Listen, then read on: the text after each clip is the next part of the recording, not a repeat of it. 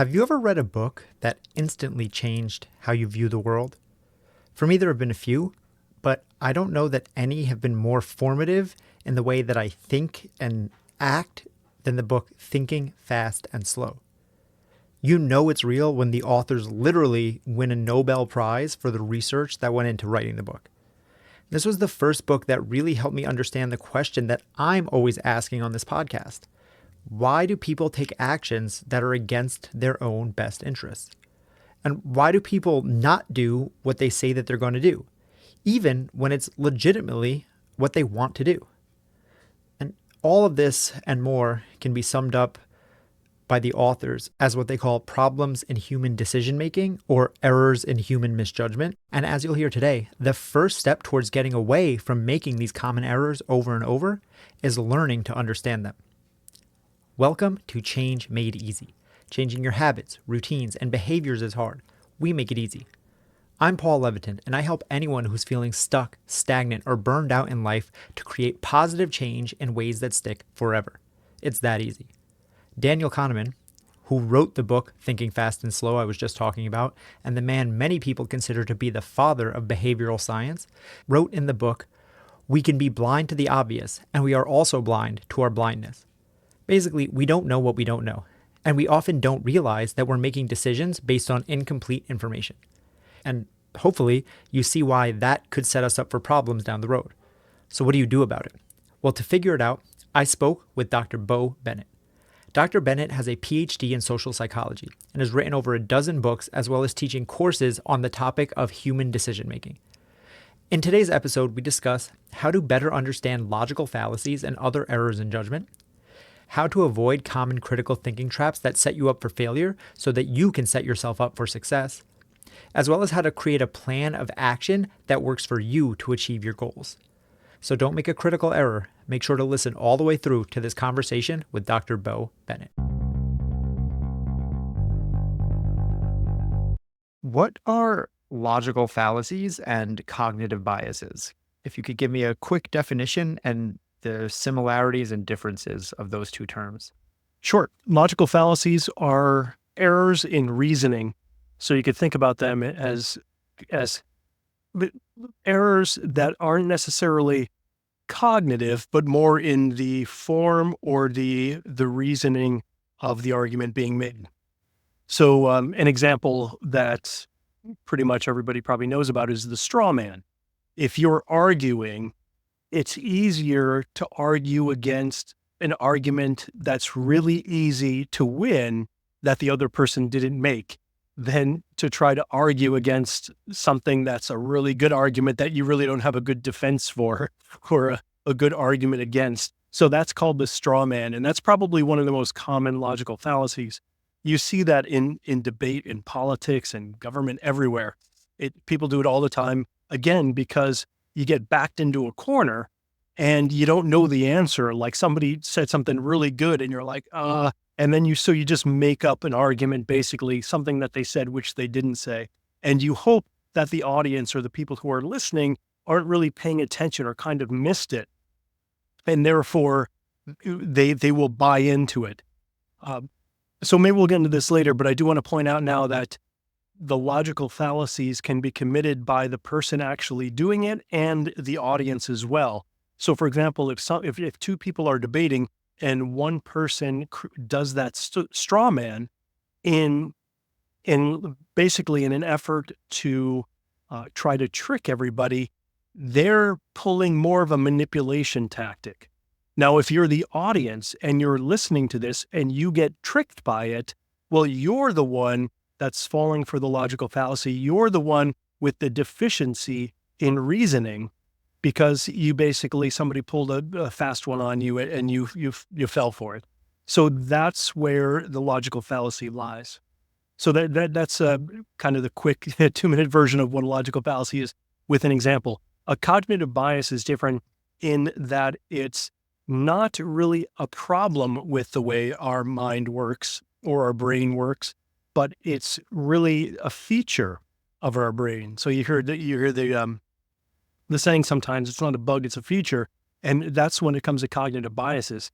So a cognitive bias is kind of like a mental distortion where we don't see things or understand things exactly as they are due to some cognitive reasons. An example of a cognitive bias is the confirmation bias. So a confirmation bias is where we may believe something very strongly, and we only see evidence for that. We don't see evidence against it. So despite all the evidence that's thrown in our way, we kind of take the evidence that we see for it, and we process that. But when people give us evidence against what we believe in, what we want to believe, one of our ideological beliefs, we just kind of ignore that. So that's a cognitive bias called the confirmation bias. So you could see kind of like the difference. The logical fallacies are more, they pertain to argumentation, and cognitive biases pertain to everything we do in life. Everything we evaluate, we look at, we think about. Cognitive biases are everywhere. Okay, that's a great explanation. I appreciate you breaking that down. A straw man argument, as you're saying that, the way I'm thinking of this is kind of along the lines of, as you said, going to a debate. Someone says, I want to give more money to schools to fund after school programs. And the person against them says, oh, so you want me to pay more taxes. You kind of shift the idea of the whole thing to a more negative, something that's easy to argue against, because theoretically, to get more money for schools, taxes would have to be raised or something like that. But that's not what the person was arguing. That's not what the person was talking about. So they're attacking something different to then win the favor of the audience, so to speak. Right. So the audience would say, ooh, I don't want to pay more taxes. Therefore, I'm against that person's argument now. I don't think giving more money to schools is good because that means I pay more taxes. So that's an interesting one, because that could be argued that, well, maybe that's just a really good spin. That's a way to spin this argument to the negative, as opposed to buying their premise that giving more money to the school, because I mean, that always sounds like a good thing, right? For like, hey, more money, the schools have more money. Schools are for little kids. Children have more money. Everything's happy. When you're arguing, you really have to, like, the way to outline a logical debate or a logical argument is the best way to do it. If you're not just trying to win a debate, but you're trying to work more like a scientist and not a lawyer, where you're trying to really evaluate the argument, you would say, here's what we want to do. We want our children to be better prepared for whatever. In order to do that, we need to give the school more money, which includes, unfortunately, raising the taxes. And so you lay out the pros and the cons. That's the correct way to spin an argument. So now that I'm understanding the differences between logical fallacies and cognitive biases, I think both are important, because logical fallacies alter our decision making in a certain way because it changes the way that we will vote, or the things that we support, or the things that we want to get behind. But cognitive biases, and from what you're saying and from everything I've studied, seem to be a big, powerful force in shaping our lives. So if they are something, as you said, not a flaw, but not a bug in the system, but a part of it, how do we start to understand these so that they're not running us, but we're using them maybe to our own advantage? Sure. And I realized that I really didn't expand on that, what I meant by a bug in feature, not a bug. The cognitive bias it's there basically because this is the way our mind works, in that we only have a certain amount of energy that we can expend. And if we had to, like, logically and rationally consider every detail in our lives, we would be completely overwhelmed. Like, we just couldn't physically or mentally do it. It wouldn't work. So therefore, our mind works with something called heuristics. They're basically mental shortcuts that we take based on certain information that we have. We basically just, I mean, shortcuts. I don't think there's an easier way to put that. Instead of going down a logical path to figure out the best possible solution or the best possible decision, it just comes to us. It comes to us as because partly at a subconscious level, and then maybe with some conscious factors that go into making a snap decision. And that's the way we need to work. We can't possibly think about everything. So the key really when it comes to like making cognitive biases so it's not a problem, when it comes to being a reasonable and logical person and going through life correctly and making proper decisions, is determining when you really do need to give something the proper thought and really turn on that, what some people call level 2 cognitive ability, where you really activate your deeper level thinking, your critical thinking skills, and then come to a very careful decision, as opposed to something that's a little bit less important, let's say. I am so pumped to tell you about my partnership with MYBODYTUTOR. MYBODYTUTOR is the world's leading nutrition coaching platform that helps people find their healthy weight and keep it forever through sustainable habit change. If you listen to this show, you know that we do not suffer from a lack of information. Most people know what they need to change. The problem is actually sticking to it long enough to see results. When it comes to diet, exercise, and getting in shape, MYBODYTUTOR solves this problem by giving you customized plans, one-on-one coaching, and daily accountability. As a bonus for you, they are offering $50 off your first month. What makes MYBODYTUTOR so unique is they offer daily accountability with a real human coach. That's someone to check in with you, talk to, plan with, someone who can help you when things are going hard. It's not ChatGPT, it's not some algorithm. This is a real human. I know because I'm one of them. I have been working with MYBODYTUTOR as one of their tutors since 2020. With so much nonsense and misinformation and just bad actors out in the health and wellness space, MYBODYTUTOR is helping people the real way. They are changing lives. I've seen it firsthand, and I'm honored to be a part of it. Check out MYBODYTUTOR.com, where you can see hundreds of testimonials and reviews. And remember, listeners of this show get $50 off their first month. Just click the link in the show notes or go to MYBODYTUTOR.com and tell them Paul from Change Made Easy sent you in your intake questionnaire, and you'll automatically get a huge discount. On top of that, they offer a money-back, risk-free guarantee, so this is really a no-brainer. And like I said, I really do work for them. So if you've ever wanted to work with me personally, you can even request to have me as your body tutor. How cool would that be? Once again, just say Paul sent you and get $50 off your first month, start with no risk, and see how the power of a coach with daily accountability can literally change your life. So an example might be if you're deciding like, where do you want to go to dinner tonight? Let's go to the place down the road. We haven't been there in a month and that food's really good. Done. As versus, okay, let's get out a spreadsheet. Let's put down every single place that we've gone.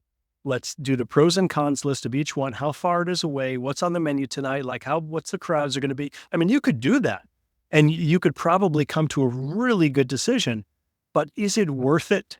Like most of people would say, no, that's not worth it.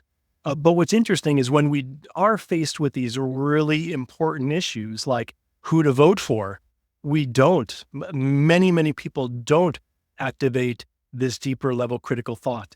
When we hear somebody like a politician just say things about their competitors, and we're for that politician, we just believe it because, hey, we don't, why would we not want to believe it? If we're for this guy who's saying bad things about the other people, sure, that's fine to me.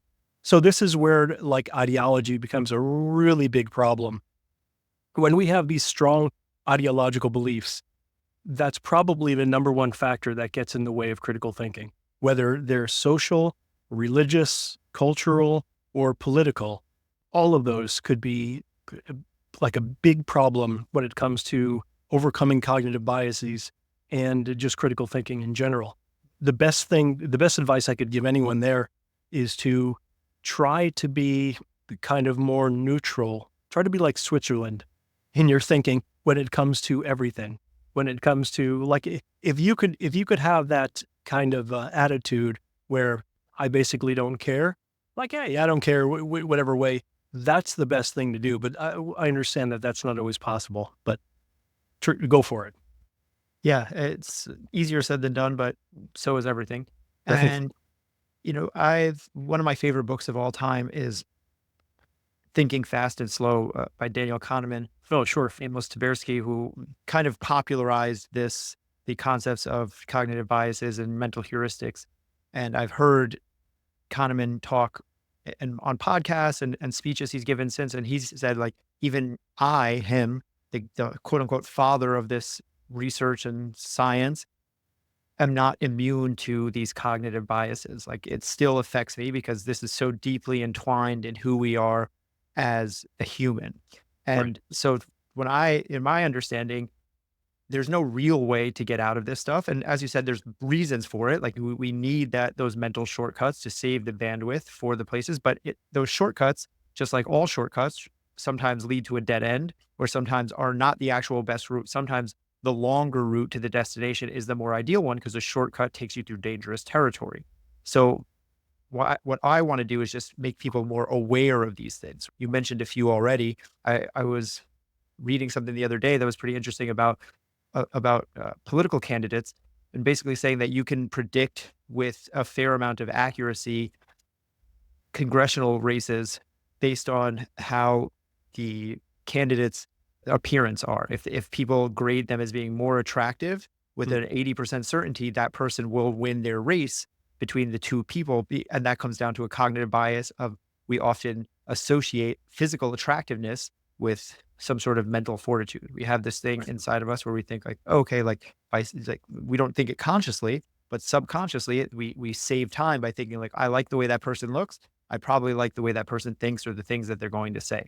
So that's a huge one. And you can see how that could affect us personally or entire countries, the entire world, which is wild. So I'm curious if there are, a few others, 1, 2, 5, however many that you think are like the most important for people to know or be aware of, that we can start to like say, like, okay, this is out there.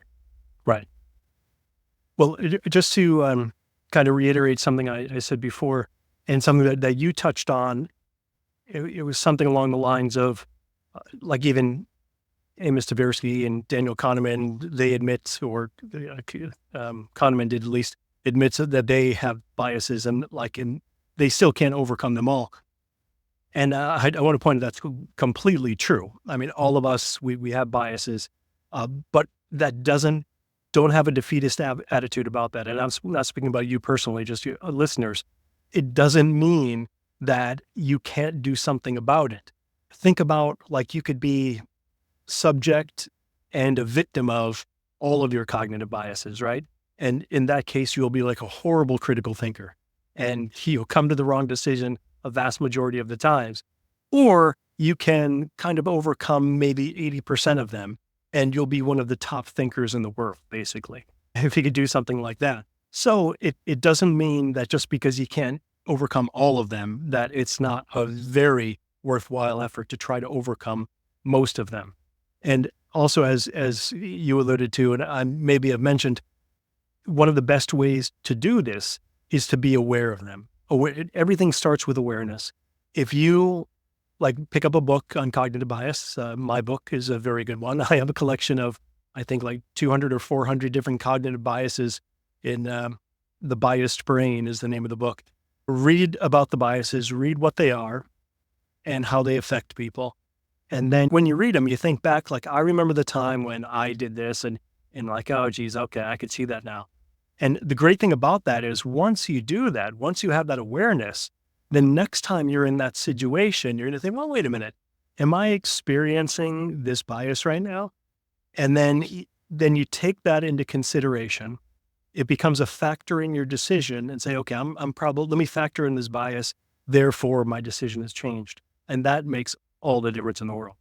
I already started with the confirmation bias, and that's probably the number one. And I like to kind of put them in this hierarchy where don't see like every bias, and the same thing with logical fallacies, as equal. So therefore, like, the top 10 only represents 5% of the cognitive biases. The fact is, if you learn like the top 25 logical fallacies or the top 25 cognitive biases, you're probably 80 to 90% there of all the biases that most people will experience. So they get a little bit more obscure as you go down the list. So another one of the cognitive biases is the halo effect. And that's very closely related to this idea of looks.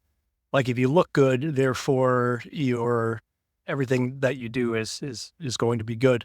Whereas the halo effect is a little bit more generic. That's not really tied to looks, but it's tied to certain behaviors, or certain talents or anything. So if somebody, let's say if somebody is really good at one thing, we put this like imaginary halo around them, thinking that everything they do is good.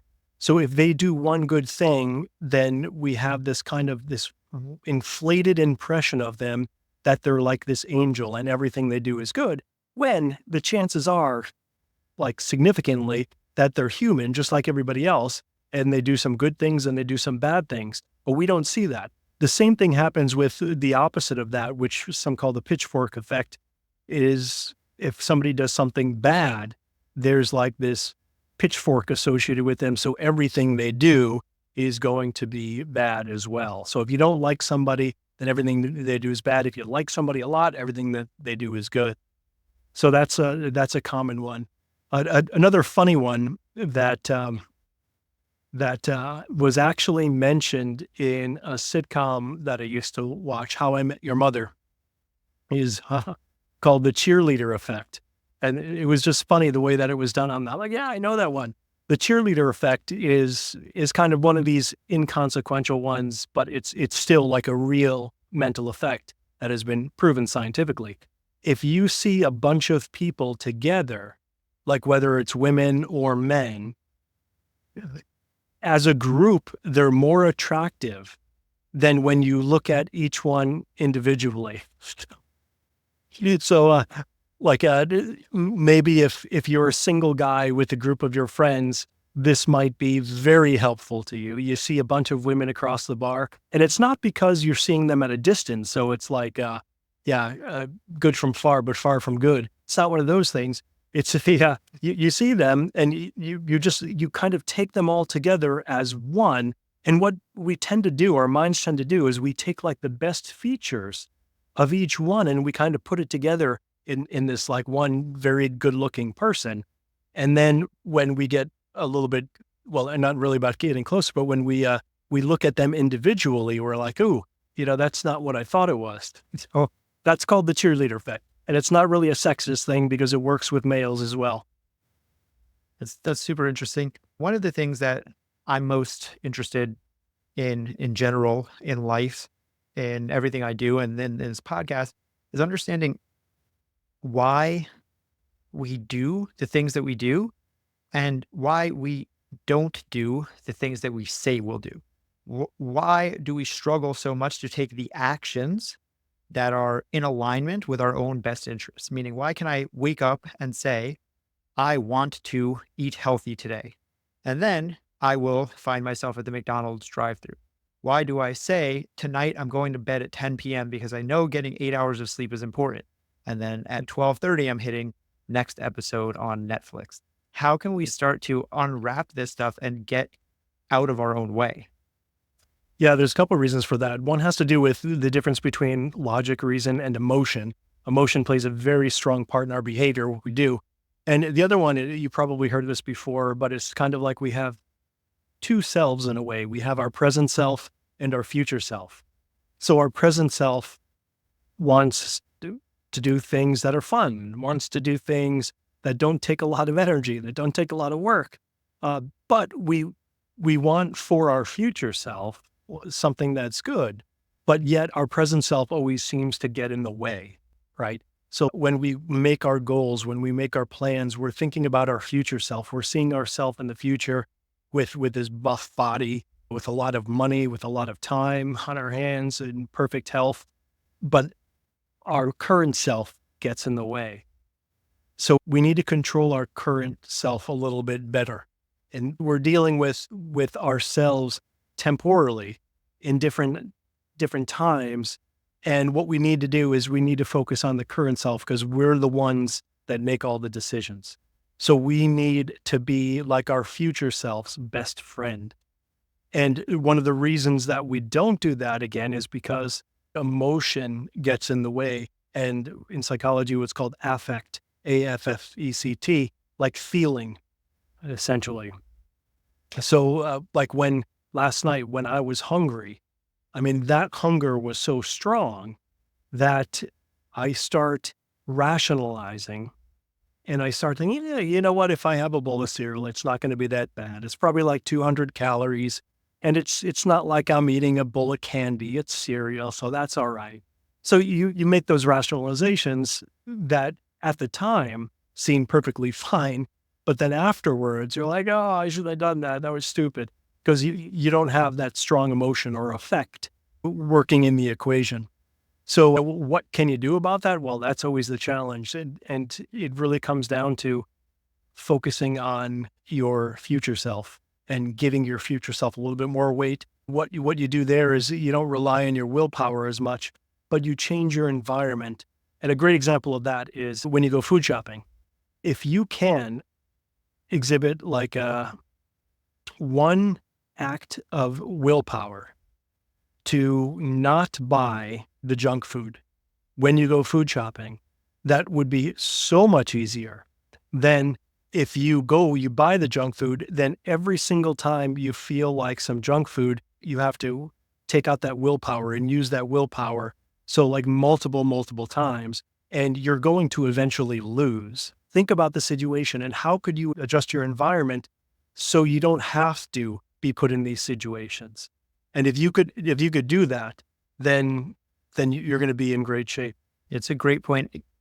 Controlling and curating your environment is one of the most impactful things that we can do. But I love that the way you explained it right there is even more, I think, dialed into what the reasoning behind it. Because I've always told people on this podcast, my clients, that control your environment, exactly like you said. Like if you don't have cereal in the house late at night and you want to have cereal, that simple act of not having it and having to drive to the grocery store at 11 o'clock at night probably stops you from doing it.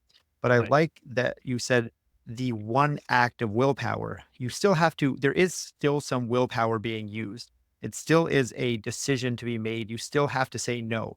But instead of saying no 100 times until the box is empty, you say no one time at the grocery store. So it's choosing your battles, which I think is an important thing for people to understand, because that's a pushback I hear a lot. It's like, it's still hard to do any of this stuff, but that's the Right. point. It is hard, but it's less instances of hard. And, Exactly. one of the word that you used, that I kind of love to talk about is, you said rationalizing. And I've said this about myself. Like if I had a superpower, it would be that I can rationalize anything. Like I can get myself to talk Right. myself into literally doing anything and just be like, you deserve this because like you do. And I think that's the ultimate human superpower.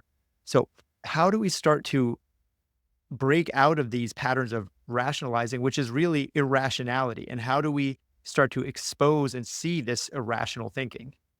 Again, it comes down to realizing that's what you're doing. And there's something also that's related to what we're talking about called the self-licensing effect. I'm not sure if you heard about that before, but this is, again, a topic of social psychology that's integrated into our health and the way that we control ourselves and do things. And what it basically says is that we often give ourselves like this self-license to do things. We feel like we deserve it, but the reward isn't justified by the action. So a perfect example is when people start taking multivitamins, they tend to get less healthy, not because of the multivitamins, but because the multivitamins give them this self-license to eat more junk food. And it's just the way it happens. There was that argument with COVID too, like the masking.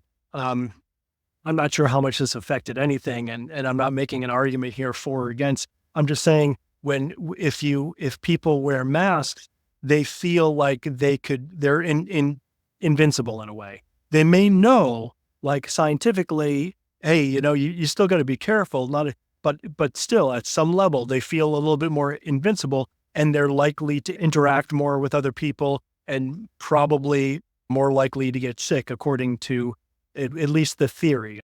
So the other big one is the exercise. So for people who walk around the block or something, They're like, all right, I'm going to go out and do exercise. So they'll like walk around their street, which may be like a quarter of a mile. Then they're like, all right, now I can have that cake tonight. I deserve that cake. No, you don't. That walk around the block probably burned 25 calories, and that cake is 600 calories. Do the math. It's not going to work. But so like mathematically, we could see how off it is. But with the self-licensing effect, it's more equal. So it's completely unjustified, but we still have this effect. So that's a really powerful effect that we have to overcome. And by overcoming it, again, we need to be aware of it. We need to understand what self-licensing is, how our mind justifies and rationalizes. And then once we find ourselves in that situation, we could say, all right, if I look at this reasonably and rationally, I know that this walk around my street is not going to equal the whole cake. Oh, so then that's where level 2 cognition kicks in. We think about it a little bit more critically, and then we don't do the action that we would have otherwise done. Yeah, self-licensing is a really interesting one that you just brought up. It's similar to rationalizing, but I see it a little bit differently. And it's actually interesting. I was just thinking about this the other day. I was watching some streaming service with my girlfriend, and an ad came on that was for AG1, Athletic Greens, which anyone who's listening to a podcast knows what Athletic Greens are because they advertise on every podcast. It's a green supplement. And I remember in the commercial, they said like, well, we know getting your vegetables is hard. So this is why this supplement exists, which like at face value sounds like a good thing, a net benefit. Except now when you hear about that effect, what I'm seeing is that, and what I've seen with clients or what I've seen in the past is that people start to take a greens powder, 2 scoops in the morning, and that's the license that they need to never eat another green thing for the rest of their life. It's like they're just eating whatever it is. And it's like, well, I took my greens powder. It's like, that's actually quite potentially, as you said, having a net negative effect. Because without that powder, you'd have to go out of your way to say like, okay, let me actually have a salad. Let me actually have some fruit or something like that. Sure. And then it becomes a net negative to us because we're leaning so hard on that crutch. With a rationalization, you can see it. You can kind of expect it. You see it coming. You're like, oh, I'm doing that thing again. I'm saying exactly like you did. I'm rationalizing the 200 calories is only 200 calories. But when it happens more subconsciously, it can be even more sinister because you don't realize you're making these changes. You don't realize that you're having less greens, that your brain is like, okay, I've already got what I needed. So this is why I love talking about this type of stuff. It's because, as you said, it's just realizing that it's happening. Being more aware is the first step to success. And Right. I know that you have, a step-by-step process that you walk people through to help find success in all areas of their life, not just health. I'm wondering if you could break down part of, or, take us through some of it so people can have some tangible takeaways from this show to start moving in that direction, if that's what they're trying to do. Sure. So back in 2004, after I sold my company of significant value, I decided that I wanted to pass on everything that I've learned and everything that I know to my children who were pretty much just born at the time. So that's when I decided to write the book called Year to Success. Prior to that, though, it wasn't just about like my personal experience. I like literally read hundreds and listened to hundreds of tapes of self-improvement, motivational. I just love that stuff growing up. So I always took notes about like what I actually liked, what I didn't like, and that's what Year to Success was. It was kind of like a culmination of all of this. And I realized like the one lesson that I learned from all of this that I would like to pass on is that success isn't a couple things like do this, this, and this. It isn't like the 7 keys to success or anything like that. What it is, it's small incremental changes that you make on a regular basis that brings you closer and closer and closer to success by improving your odds, essentially, that you will succeed in virtually anything you do. So it's like my book, Year to Success, has 300 or something different chapters and topics where each topic is just one thing that you could work on and get a little bit better at. So like persistence, determination, learning people's names, Paul, um, and like just stupid little things that they may seem inconsequential, but when you add those and you multiply those, they become exponential. And what you're really doing is you're increasing your odds of success in everything you do. So that's what the book is about. And it's not a quick thing. It's really like a lifetime. It's a lifetime process. And you could improve yourself like every day. You could just learn one thing a day. If you don't even want to use one thing a week, one thing a month, it doesn't matter. But as long as you're going in the right direction. Yeah, it's exactly that. It's a lifelong process. And that's why I tell people on this show, when I'm a guest on other people's podcasts, when I coach, when I do public speaking, whatever it is, I'm like, you have nothing but time. Yeah. Time, people talk about like, time is short, life is short, all this stuff. It's like life is the longest thing you have. That's the only, you have infinite of it until you don't. And when you don't, I don't think you have to worry anymore. So you might as well take the steps now to improve your life. Again, as you said, one step a week, one step a day, something like that. And I love the concept of small incremental change layered over time. Those word for word, that's the exact verbiage I use when I talk with a new client. I have the same call, the same conversation I have to have every time with a new client where I go, I know you think it's going to be like this, which is I'm just going to give you a ton of stuff to do and say, change this, change this, change this, do this, do this, do this, and you're going to be successful in 6 months. That's not how it's going to be. It's small, tiny incremental change layered over time. It's change so small that it's almost imperceptible to where you're going to think like, is anything even really happening right now? And yet somehow one day goes by, 1 week goes by, 1 month goes by, and all these tiny changes start to add up and layer and layer and layer. And over time, your life is completely different and you've moved to a whole new level of success, but it doesn't feel so overwhelming, because when it feels too overwhelming, that's when we get that natural pushback. Those cognitive biases start to kick in. Those logical fallacies start to kick in. You start to talk yourself out of things. You rationalize. This is too hard. I'm not going to make it. What's the point? All of these little things, these are tricks your brain will play on you.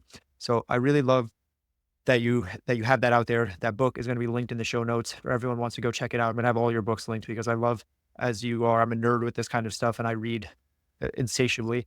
So the last question that I have for you, Bo, is if you could distill everything that you know, or pick one at least, action step that listeners can take right now, today, as soon as they take their headphones out, as soon as this episode ends, to start living a happier, healthier life, what would it be? I would say define success, what it means to you. Because most people say, yeah, I want success, but they don't even know what that means. It's so important to define it, like put down on paper. Like, what does it look like to you? Does it mean you're married? Does it mean you're single? Does it mean that you have a lot of money? Does it mean you have enough money to just do some certain things? How much time do you want to have? Do you like working? Do you not like working? Maybe you want to find a job that you love doing. I mean, the list is endless. And the important thing is, don't go by somebody else's definition of success. Really think about what it means to you, and don't be afraid to change it too, because success changes based on where we are in our lives as well. Or even sometimes when we get what we think we want, we realize that's not what we want. So it doesn't have to change over years. It could change like as soon as you get something, you're like, yeah, I'm not really happy or fulfilled. So that really wasn't it. So feel free to change it, but at least start somewhere. You need a starting point.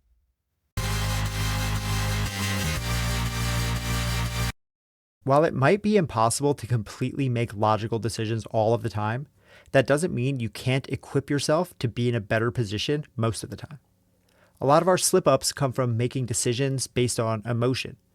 So simply by understanding these challenges, it can help you see them coming ahead of time when you're able to make more logical decisions and plan for the inevitable. I loved talking to Dr. Bennett, and I can't wait to implement all of his advice. Be sure to check out his book, Year to Success, which you can find on his website, bobennett.com. I've linked to in the show notes, as well as the Amazon link if you want to pick up that book right now. Remember, changing your thoughts may be hard, but with enough time and enough practice, it makes everything else become easy. While it doesn't happen automatically and it will take time, when you can control your thoughts, you can control your life. That is change made easy. If you're working on changing your diet, exercise, or other habits around food and fitness, you have to check out MyBodyTutor.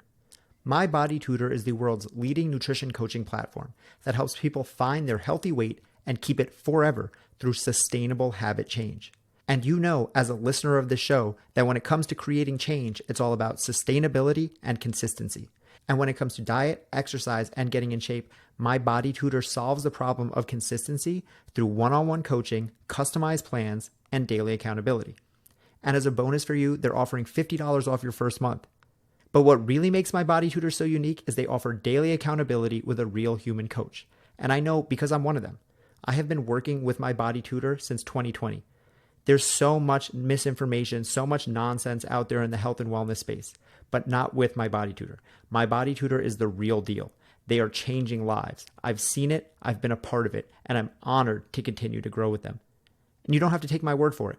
Check out mybodytutor.com, where you will see hundreds of testimonials and reviews. And as a special bonus, for listeners of this show, you will get $50 off your first month. Just click the link in the show notes or go to mybodytutor.com and tell them Paul from Change Made Easy sent you in your intake questionnaire, and you'll automatically get a huge discount. And remember, they offer a money-back, risk-free guarantee, so this is a no-brainer for you. And no joke, I really do work for them. So if you want to work with me personally, ask for Paul as your tutor. Once again, tell them Paul from Change Made Easy sent you for $50 off your first month. Start with no risk and see how the power of a coach with daily accountability can literally change your life.